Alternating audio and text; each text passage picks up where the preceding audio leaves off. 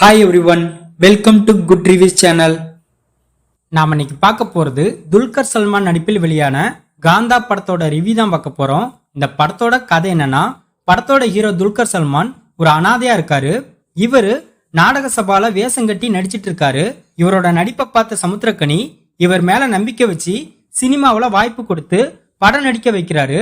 இந்த ஆப்பர்ச்சுனிட்டியை நல்லா பயன்படுத்திக்கிட்ட துல்கர் சல்மான் மிகப்பெரிய நடிப்பு சக்கரவர்த்தியா மாறுறாரு. துல்கர் சல்மானோட நடிப்பை மக்கள் கொண்டாடுறாங்க. ஒரு தருணத்துல சமுத்திரக்கனிக்கும் துல்கர் சல்மானுக்கும் இடையே ஒரு ஈகோ பிரச்சனை ஏற்படுது. இந்த ஈகோ இவங்களுக்குள்ள ஒரு பெரிய பகையை உருவாக்குது. அந்த பகை சாந்தா அப்படிங்கிற படத்தோட ஸ்டார்டிங்ல ஆரம்பிக்குது. அந்த சாந்தாங்கிற பேய் படம் பாதியிலேயே ஸ்டாப் ஆகுது. ரொம்ப வருஷம் கழிச்சு அதே படத்தை சமுத்திரக்கனி டைரக்ட் பண்றாரு. அதே மாதிரி துல்கர் சல்மான் அந்த படத்துல மறுபடியும் நடிக்கிறாரு.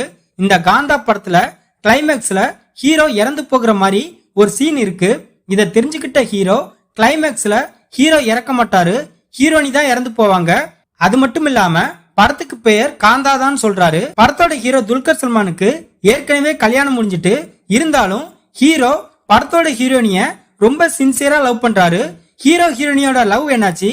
கடைசியா சமுத்திரக்கனி நினைச்ச மாதிரி சாந்தா படம் எடுக்கப்பட்டதா இல்லையா? இதுக்கிடையில ஹீரோனிய யாரோ கொலை பண்ணிருந்தாங்க. இது எல்லாத்துக்குமான விடைதான் இந்த படத்தோட கதை. இந்த படத்தோட பிளஸ் படத்தோட கான்செப்ட பார்த்தா சினிமாவுக்குள்ள சினிமா அப்படிங்கிறது தான். அதை இந்த படத்துல படமா காமிச்ச விதம் ரொம்ப சூப்பரா இருக்கு. துல்கர் சல்மான் படங்கள்னாலே ரொம்ப யூனிக்கா இருக்கும். அந்த லிஸ்ட்ல இந்த படத்துக்கு மிகப்பெரிய இடம் கொடுக்கலாம். இந்த மாதிரி ஒரு கதாபாத்திரத்தை எடுத்துக்கிட்டு அந்த கேரக்டருக்கான நடிப்பை பயங்கரமா வெளிப்படுத்திருக்காரு. துல்கர் சல்மானோட நடை உடை, முகபாவனை, டயலாக் டெலிவரி, எமோஷனல் சீன்ஸை ஹேண்டில் பண்ண விதம், இப்படி எல்லாத்துலயுமே துல்கர் சல்மான் இறங்கி சிக்ஸர் அடிச்சிருக்கான்னு தான் சொல்லணும். அதுலயும் சாந்தா படத்தோட கிளைமேக்ஸ்ல ஹீரோனி இறந்து போகும்போது எமோஷனலா ஒரு சீனை பண்ணுவாரு. அதெல்லாம் நம்மள கலங்கடிக்குது. இந்த படத்துல துல்கர் சல்மானுக்கு நடிப்பு சக்கரவர்த்தின்னு பட்டம் கொடுத்திருப்பாங்க. அது இயற்கையாவே அவருக்கு ஆப்டா இருக்கு. சமுத்திரக்கனி படத்தோட டைரக்டரா நடிச்சிருக்காரு. அவரும் ஒரு பயங்கரமான பெர்ஃபார்மன்ஸ் வெளிப்படுத்திருக்காரு. சமுத்திரக்கனி துல்கர் சல்மானுக்கு நல்ல வாய்ப்பு கொடுத்திருப்பாரு. அதை பயன்படுத்தி துல்கர் சல்மான் மிகப்பெரிய இடத்துக்கு வந்துருவாரு. அதை ஏத்துக்க முடியாத சமுத்திரக்கனி இந்த வாழ்க்கையே நான் போட்ட பிச்சை, பட் அதை மறந்து ஹீரோ இப்படி பண்ணிட்டாருன்னு நினைச்சு சமுத்திரக்கனி ஈகோல சில விஷயம் பண்ணுவாரு. அதுலலாம் அவரோட ஆக்டிங் பக்காவா இருந்துச்சு. படத்தோட ஹீரோனி பாக்கியஸ்ரீ படத்தோட ஹீரோனியா அவங்களோட கேரக்டரை பிரமாதமா பண்ணிருக்காங்க.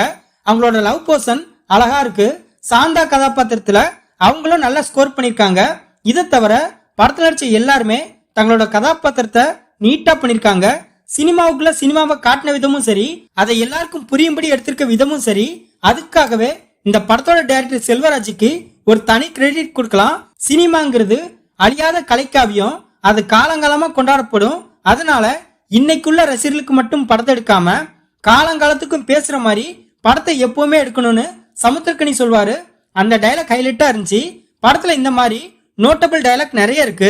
இது ஒரு பீரியாடிக் படம் அப்படிங்கறதுனால ஆர்ட் டைரக்ஷன் ஒர்க்ல அந்தந்த காலகட்டத்தை அப்படியே கண் முன்னாடி கொண்டு வந்திருக்காங்க. அது ரொம்ப சூப்பரா இருக்கு. படத்தோட செகண்ட் ஹாஃப்ல ஹீரோனியா யார் கொலை பண்ண அப்படிங்கிற மிஸ்டரிய படத்தோட லாஸ்ட் வரை கொண்டு போயிருக்காங்க. அது பரவலாம இருக்கு. படத்தோட கிளைமேக்ஸ நல்லபடியா முடிச்சிருக்காங்க.